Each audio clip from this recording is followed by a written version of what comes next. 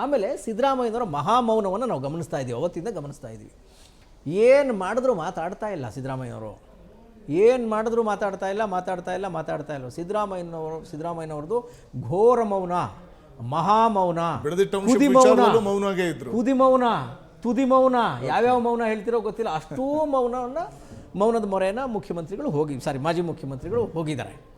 ಆಮೇಲೆ ಮುಖ್ಯಮಂತ್ರಿಗಳು ಸಿದ್ದರಾಮಯ್ಯನವರ ಈ ಮಹಾಮೌನಕ್ಕೆ ಅಥವಾ ತಪಸ್ವಿ ಮೌನಕ್ಕೆ ಭಂಗ ತರೋದಕ್ಕೆ ಏನೇನು ಬೇಕೋ ಎಲ್ಲ ಪಾಪ ಸರ್ಕಸ್ ಮಾಡಿದ್ದಾರೆ.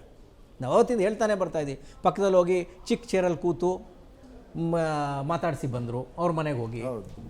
ಅದಕ್ಕೆ ಮುಂಚೆ ಅವರ ಪಾದಾರವಿಂದಗಳಿಗೆ ನಮಸ್ಕಾರ ಮಾಡಿ ಅವರ ವಿಶ್ವಾಸವನ್ನು ಗಳಿಸುವ ಪ್ರಯತ್ನವನ್ನು ಮಾಡಿದ್ರು. ಮೂರನೇದಾಗಿ ಸಕುಟುಂಬ ಪರಿವಾರ ಸಮೇತರಾಗಿ ಹೋಗಿ ಗಿಫ್ಟನ್ನು ಕೊಟ್ಟು ಅವ್ರ ಮನೆಯಲ್ಲೇ ತಿಂಡಿ ತಿನ್ಕೊಂಬಂದರು.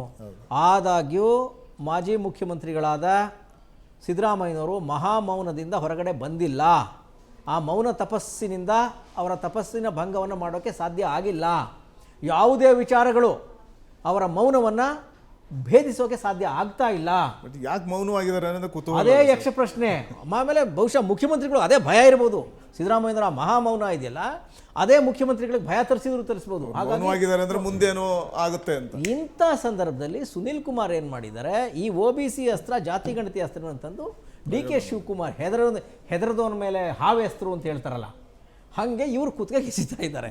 ನಿಮ್ಮ ಅಭಿಪ್ರಾಯ ಹೇಳಬೇಕಿದು ಅಂತ. ಸಿಂಪಲ್ ಅವ್ರ ಆರ್ಗ್ಯುಮೆಂಟ್, ಬೇರೆ ಇನ್ನೇನಿಲ್ಲ. ಅವರು ಭ್ರಷ್ಟಾಚಾರದ ಆರೋಪ ಮಾಡ್ತಾ ಇಲ್ಲ ಸುನಿಲ್ ಕುಮಾರ್, ಬೇರೆ ಇನ್ನೊಂದೇನು ನೆಪೋಟಿಸಮ್ದ ಆರೋಪ ಮಾಡ್ತಾ ಇಲ್ಲ, ನಿಮ್ಮ ಮಧ್ಯೆ ಜಗಳ ಇದೆ ಅಂತ ಅವ್ರು ಹೇಳ್ತಾ ಇಲ್ಲ, ಅಥವಾ ನಿಮ್ಮ ಪಕ್ಷದ ಮಿನಿಸ್ಟ್ರಿಗಳು ಭ್ರಷ್ಟಾಚಾರದಲ್ಲಿ ತೊಡಗಿದ್ದಾರೆ ಅಂತ ಹೇಳ್ತಾ ಇಲ್ಲ, ಪ್ರಿಯಾಂಕ್ ಖರ್ಗೆ ಮೇಲೆ ಬೈತಾ ಇಲ್ಲ, ಏನು ಮುನಿಯಪ್ಪನವ್ರು ಕೆಲಸ ಮಾಡ್ತಾ ಇಲ್ಲ ಅಂತ ಹೇಳ್ತಾ ಇಲ್ಲ, ಕೃಷ್ಣ ಬೈರೇಗೌಡರು ಆಫೀಸರ್ಗೆ ಬಾಯಿ ಬಂದಂಗೆ ಮಾತಾಡ್ತಾ ಇದ್ದಾರೆ, ಏನು ಗುಲಾಮರ ಥರ ನಡೆಸ್ಕೊತಾ ಇದ್ದಾರೆ ಅಂತ ಮಾತಾಡ್ತಾ ಇಲ್ಲ, ಏನೂ ಮಾತಾಡ್ತಾ ಇಲ್ಲ ಅವರು. ಮುಖ್ಯಮಂತ್ರಿಗಳೇ ಜಾತಿ ಗಣತಿ ವರದಿ ಬಗ್ಗೆ ನಿಮ್ಮ ನಿಲುವೇನು ಅಂತ ಕೇಳಿದ್ದಾರೆ. ಒಂದೇ ಪ್ರಶ್ನೆ. ಈ ಪ್ರಶ್ನೆಗೆ ಉತ್ತರ ಕೊಡೋದು ಭಾಳ ಕಷ್ಟ. ಯಾಕೆ ಅಂತ ಹೇಳಿದ್ರೆ ಇದನ್ನು ಕ್ಯಾಬಿನೆಟ್ಗೆ ಮಂಡಿಸ್ತಾರೆ DK ಶಿವಕುಮಾರ್ ಅವರು. ಮಂಡಿಸಿದ್ರೆ ಅದರ ರೆಪರ್ಕೇಷನ್ಸ್ ಏನಾಗುತ್ತೆ? ಒಕ್ಕಲಿಗ ಸಮುದಾಯ ತಾವಾಗಿ ಮತ್ತೊಂದು ದೊಡ್ಡ ಸಮಸ್ಯೆನ ಮೈ ಮೇಲೆ ಹೇಳ್ಕೊಳ್ಳೋ ಥರ ಆಗುತ್ತೆ. ಹಾಗಾಗಿ ಸಿದ್ದರಾಮಯ್ಯನ ರಿಯಾಕ್ಟ್ ಮಾಡಿದ್ರು ಅಂತ ಹೇಳಿದ್ರೆ ಅಲ್ಲಿ ಎರಡು ಪೋಲರೈಸ್ ಆಗೋಗುತ್ತೆ. ಒಂದು ಸಿದ್ದರಾಮಯ್ಯ ಬಣ, ಎರಡನೇದು DK ಬಣ ಅಂತ ಆಗೋಗುತ್ತೆ. ಸಿದ್ದರಾಮಯ್ಯ ಬಣದವರು ಏನೋ ಜಾರಕಿಹೊಳಿ ಮಾತಾಡಿದ್ದಾರೆ, ಇವರೆಲ್ಲ OBC ಲೀಡರ್ಗಳು ಮಾತಾಡೋಕೆ ಶುರು ಮಾಡ್ತಾರೆ. ಇದಕ್ಕೆ ಒಳಗಡೆ ಬೇರೆಯವರು ಇದ್ದಾರಲ್ಲ, ಬೇರೆ ಈಗ ಏನೋ ನೌಕರರ ಸಂಘಟನೆಗಳಿದೆ. ಇದು ಬೇಕು ಅಂತ ಹೇಳುವ ಎಂಪ್ಲಾಯೀಸ್ ಯೂನಿಯನ್ಗಳೊಂದಿದೆ, ಇದು ಬೇಡ ಅಂತ ಹೇಳುವ ಯೂನಿಯನ್ಗಳಿದೆ. ಭಾಳ ದೊಡ್ಡ ಫೈಟ್ ಮಾಡ್ತಾ ಇದ್ದಾರೆ. ಆಮೇಲೆ ಮುಖ್ಯಮಂತ್ರಿ ಇಂತೆ ಕಾವಲಿಗೆ ನಿಂತುಬಿಟ್ಟಿದ್ದಾರೆ ಅವರು, ಇದನ್ನು ಇಂಪ್ಲಿಮೆಂಟ್ ಮಾಡೋಕ್ಕೆ ಯಾವ ಕಾರಣಕ್ಕೂ ಬಿಡಬಾರದು ಅಂತ.